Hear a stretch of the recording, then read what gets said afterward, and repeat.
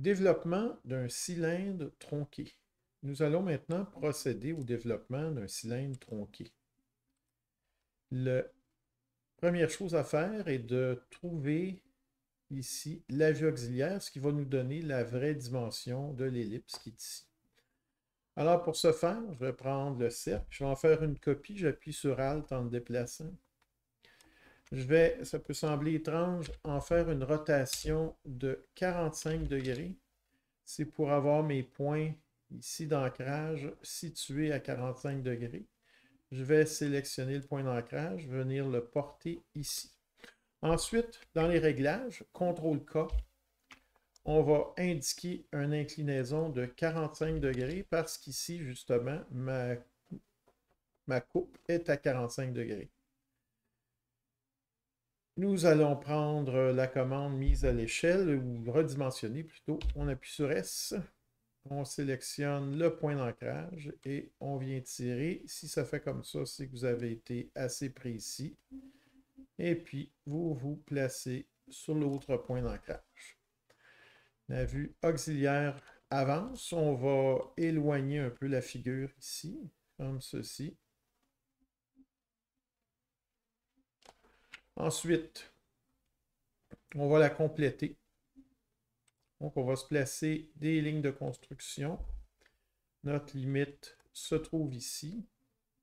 La partie arrière va se trouver ici. Et puis, on va se mettre aussi une ligne de construction à partir du centre dans cet axe-là. Voilà. Je convertis ça, CTRL-5, en ligne de construction, effectivement. Et je vais prendre ma base. J'appuie sur Alt pour en faire une copie. Je vais aussi faire une rotation de 45 degrés. Vous appuyez sur R, faites Enter, vous avez le menu. On vient porter le point d'ancrage que je dois trouver ici à l'intersection à cet endroit-là. Et puis, même chose, je demande de redimensionner. J'ai appuyé sur S. Je pars du point d'ancrage. Et voilà, il faut que ça fasse comme ça. On vient jusqu'à l'intersection. On va déplacer ce cercle, cette ellipse maintenant, c'est plus un cercle. Et puis, je vais supprimer la partie arrière. Pour ce faire, vous prenez la flèche sélection directe. Vous pouvez appuyer sur A pour le trouver. Sélectionnez juste le point au sommet, puis vous faites supprimer. Par la suite, vous reprenez le point d'ancrage et vous allez le reporter où il était à l'intersection. Et puis, pour finir notre dessin, on va partir du point d'ancrage de la grosse ellipse. On va venir la porter ici. Et même chose là. Bon, on a les éléments pour faire notre développement. On va s'aligner sur la figure qui est ici. Alors, voilà, j'ai ma ligne. Je vais me tracer une ligne assez longue. Et on va calculer le diamètre. Alors pour ça, vous connaissez la formule de la circonférence. Je dois aller chercher ma dimension ici. Alors, je prends l'outil coter, cote radial, je sélectionne le cercle et puis je peux décider que j'y vais par le diamètre ou le rayon. Ça nous donne R20. Parfait. Alors, je prends ma calculatrice. Avant de la prendre, on va se rappeler de la formule. Excusez.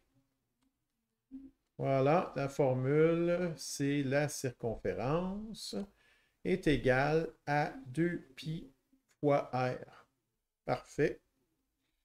Alors, je vais aller reporter ça. Merci. Excusez. Je vais amener la cote en même temps. Juste une petite erreur, là. Je recommence. Voilà, c'est fait. Alors, donc, ma ligne ici, ça va égaler à 2 fois pi fois 20. On va faire ça tout de suite. Je prends une calculatrice. Je fais pi 2 fois pi, excusez. Ça égale 6 multiplié par 20 égale 125 et des poussières. Je vais copier une série de décimales. C'est inutile de tout prendre parce que Illustrator ne le prend pas. On va faire copier ici. On va resélectionner la ligne qui est là. Et puis, j'observe ici la largeur. Regardez en haut à droite. Et puis, je vais venir coller le chiffre. Voilà. Il l'arrondit un petit peu. Excellent. Je vais placer maintenant d'autres lignes guides. Disons une à partir d'ici, point d'ancrage, et une à partir du sommet. Voilà. Ça, on va les mettre en bleu. On fait CTRL 5. Voilà, je peux peut-être, pour pas être achalé par les autres lignes, je les ai effacées tout simplement. Et puis, on va commencer. Donc, le développement commencerait à la hauteur que vous voyez là. Alors, je vais tracer une ligne jusque là. Excusez, j'appuie sur majuscule, intersection. Voilà, même chose de l'autre côté. Intersection. Ensuite, il faut que je trouve le centre et ça semble pas évident. Alors, je vais vous montrer un truc pour trouver le centre. Regardez bien. Vous allez sélectionner la ligne comme ceci. Vous allez faire CTRL-C pour copier. Puis ensuite, vous allez faire CTRL-F pour coller devant. Alors, j'ai donc une ligne superposée à l'autre, puis il y en a une qui est déjà sélectionnée. Ensuite, la commande, c'est CTRL-ALT-J pour alignement. Puis là, je vais aligner les deux points ensemble. Donc, CTRL-ALT-J et je fais les deux. Voilà, mon point est exactement au centre. Je reprends la flèche blanche, je le retrouve, et puis je le soulève jusqu'à l'intersection. Ça, c'est fait. Alors là, maintenant, il y a une courbe qu'il faut calculer qui va passer ici, ou plutôt construire. On ne va pas la calculer. On va effacer la cote, on n'en a plus de besoin. Et n'oubliez pas de resélectionner votre objet pour avoir le retombé dans le calque qui correspond à cette ligne-là. Alors, ce que je fais maintenant, je me place une ligne du centre jusqu'au point d'ancrage ici. Et puis, je vais faire tourner ces lignes-là. Je vais la copier une douzaine de fois. Vous allez voir. J'appuie sur le point d'ancrage. J'écris 15 degrés. OK, on va regarder l'aperçu. Puis, on fait copier. Une fois que c'est fait, pour reprendre ça, je fais CTRL-D. Jusqu'à temps que j'ai parcouru 180 degrés. C'est fait. Ceci dit, maintenant, je vais monter les lignes jusqu'en haut, puis je vais trouver chacune des intersections ici. Ça risque d'être un petit peu compliqué. Alors, ce que je peux faire, c'est que je sélectionne ma forme ici, puis je vais la transformer temporairement en ligne de construction. On la remettra en ligne normale après. Je vais augmenter un peu mon zoom ici. On pourrait faire la même chose ici temporairement. Mettre ça en ligne de construction, ça va être plus facile à sélectionner. Et puis, je commence. Je monte une jusqu'à... En fait, je vais les faire dépasser, ça va être plus facile. Et puis ensuite, on va les redescendre à la bonne hauteur. Vous allez voir. Un ancrage. Fait que j'y vais. Une après l'autre. Je sais pas, je passe d'un côté à l'autre parce qu'on dirait des fois qu'on a de la difficulté à resélectionner sur quelque chose qui est prêt. Là. Fait que je vais d'une place à l'autre comme ça. Là. Point d'ancrage. Important de bien voir point d'ancrage à toutes les fois qu'on veut démarrer notre ligne. Et puis là, ça va vous aider si vous augmentez encore le zoom un peu ici. Là. Vous reprenez les lignes et puis vous les descendez. Vous voyez, la flèche devient blanche, mais ça, c'est pas... Moi, c'est intersection que j'aimerais bien trouver, là. Il n'arrive pas. Est-ce qu'on pourrait, par exemple, les remettre en ligne de construction? Est-ce qu'elle va devenir plus sensible si je fais ça? On va voir, là. Oui, là, j'ai le symbole d'intersection. Alors, j'ai temporairement là, transformé mes lignes en ligne de construction en faisant CTRL-5. Et si j'essaie avec une ligne ordinaire, est-ce que je vais avoir le même petit symbole d'intersection? Non, il ne semble pas. Donc, c'est ce qu'on va faire pour le reste. Je vais rester bien vertical, là. Alors, je vais tout sélectionner les autres jusqu'ici, puis je vais faire CTRL-5. Alors, observez bien, quand je les rapproche au point, regardez le petit symbole qui apparaît en dessous de la flèche. Alors, quand vous faites ça, vous sélectionnez, vous lâchez la souris, puis ensuite, vous lâchez la touche majuscule que j'utilise. C'est plus facile que d'essayer de s'enligner comme ça, là, sans toucher. En touchant, je veux dire, en appuyant sur la touche majuscule pour descendre, c'est plus facile.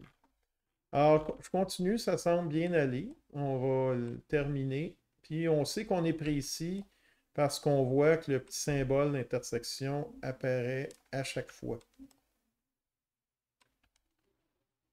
C'est ce qu'il faut. Voilà, je l'avais. C'était pas encore tout parfait. Et puis là, excellent. Donc là, ils sont tous précis. Si j'augmente mon zoom juste sur une ligne, là, on voit que c'est parfaitement précis. Bon, alors tout ça, je peux remettre ça maintenant en ligne ordinaire. C'est ce que je vais faire. Vous faites CTRL-ALT-5. C'est fait. Et là maintenant, tout cet ensemble de lignes-là, on va la transplanter sur le dessin qui est ici, sur le développement. Et puis, ça va me donner la courbe en haut pour permettre de faire un développement parfait. Alors, comment est-ce qu'on va faire? Vous allez prendre la flèche blanche. Vous allez sélectionner, regardez où je sélectionne exactement ici. Je recommence. Mais en fait, avant de recommencer, j'ai oublié une petite étape pour remettre les autres lignes en bas là, égales à la base. Donc, on va faire ça rapidement.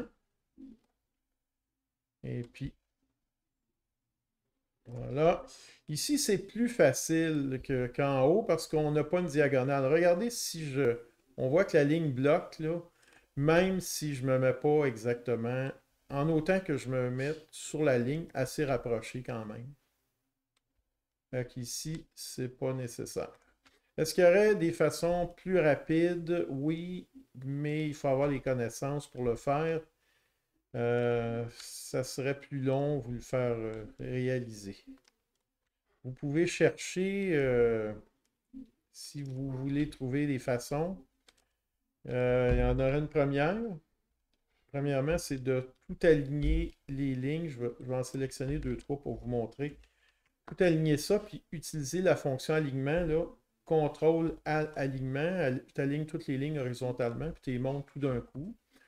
Vous pourriez aussi faire outil concepteur de forme ou encore l'outil shaper, mais ça pourrait vous causer des problèmes.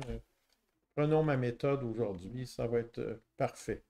Alors, donc, je reviens à ce que j'avais oublié de faire ici. Une fois que c'est fini, je sélectionne avec la flèche blanche toute cette zone-là. Je fais CTRL-C. Ensuite, pour copier. Ensuite, je fais CTRL-V. Voici mon ensemble. On peut commencer à déplacer l'ensemble. Peut-être le grouper, pas une mauvaise idée. Si on fait une erreur, ça va être plus facile à corriger.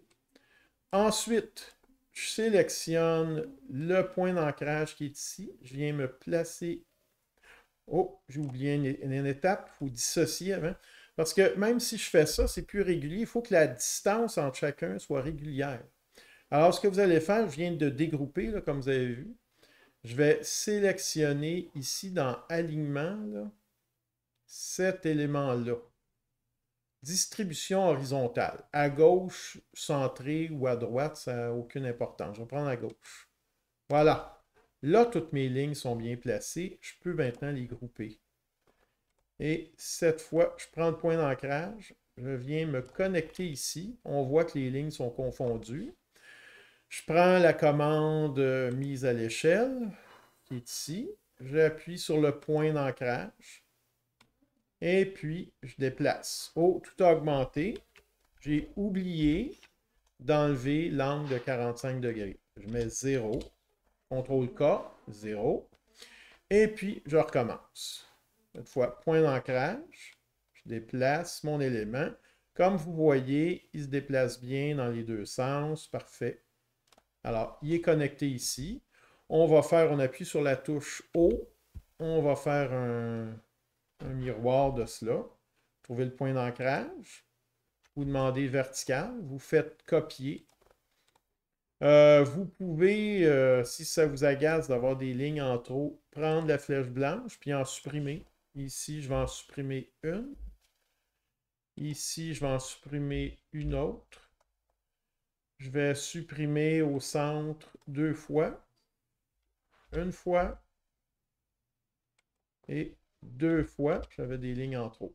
Et maintenant, la ligne de construction, j'en ai plus besoin. Je vais supprimer aussi. Je vais prendre l'outil plume. Ça, soyez attentifs. Je clique et je tire. Je m'en vais ailleurs, je clique et je tire. C'est tout. Je prends la flèche blanche, je prends le point, je viens le porter ici.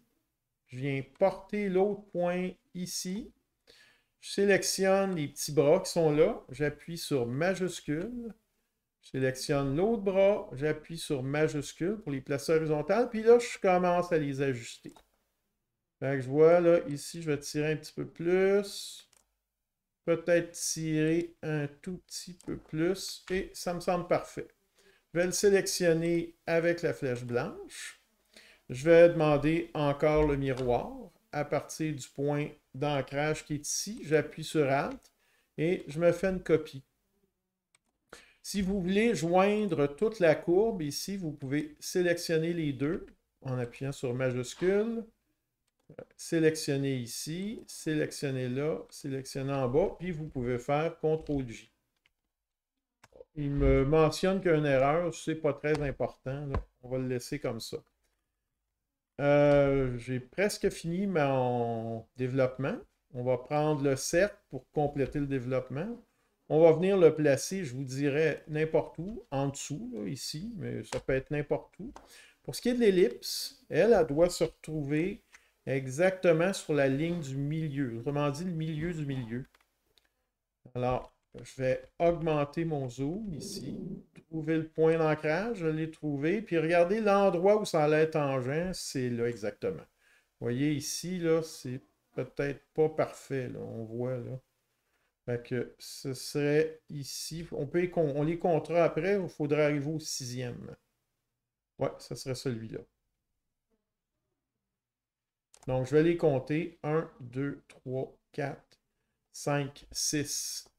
Mon ellipse est bien placée. Alors, mon développement est complété. Maintenant que c'est fait, je vais gérer mes grosseurs de ligne. Alors, vous allez effacer la ligne qui est ici. Vous allez effacer ça. Effacer celle-là. Celle-là, ici, on va l'allonger un peu. Vous la prenez, vous appuyez sur majuscule pour allonger. Même chose en bas. Vous allez retracer une ligne qui part du centre ici et qui dépasse un petit peu. C'est bien. Vous allez gérer les grosseurs de vos lignes. Donc, vous sélectionnez tout l'ensemble et vous allez dans les styles ici, choisir la ligne mince, ligne fine. C'est fait.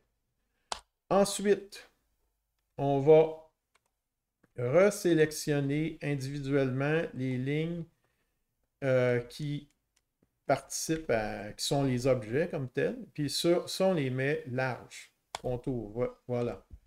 Alors, même chose ici. Celle-là, là, je suis obligé de faire la multisélection parce que j'ai pas réussi, puis je veux pas ralentir mon vidéo, là. J'ai pas réussi à les joindre ensemble. Je ne sais pas c'est quoi le petit problème, là. On va passer outre. Ah, là, mon dessin est fini.